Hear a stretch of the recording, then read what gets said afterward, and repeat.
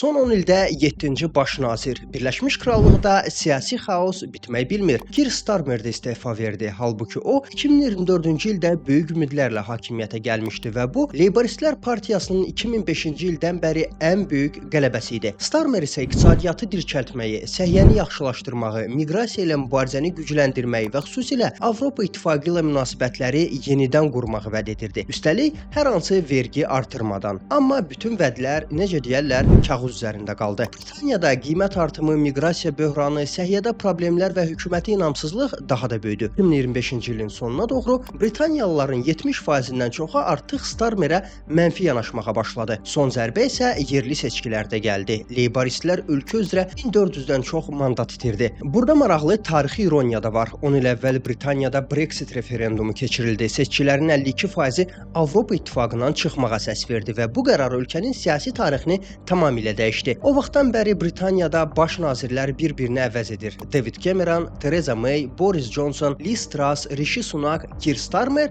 və indi də növbəti baş nazir. Əslində Britaniyada baş nazirlərin postunu vaxtından əvvəl tərk etməsi yeni problem deyil. 1900-cü ildən bu yana ölkədə 27 baş nazir olub və onlardan yalnız 6-sı bu vəzifəni tam başa vura bilib. Hətta Winston Churchill kimi tarixi fiqur belə hər iki dəfə baş nazir postunu vaxtından əvvəl tərk edib. Amma Brexitdən sonra bu baş nazir karuseli daha da sürətləndi. Bəs indi Britaniyada nə olacaq? Hakimiyyət təbii ki, hələlik Leyboristlərdə qalır. Sadəcə partiya yeni lider seçəcək və o avtomatik baş nazir olacaq. Əsas namizəd isə Manchesterin meri Andy Burnhamdir. Bu kimi kontentlərin daha çox olmağını istəyirsinizsə, videonu bəyənməyi, səhifəyə abunə olmağı və xüsusilə siyasətlə maraqlanan dostlarınıza göndərməyi unutmayın.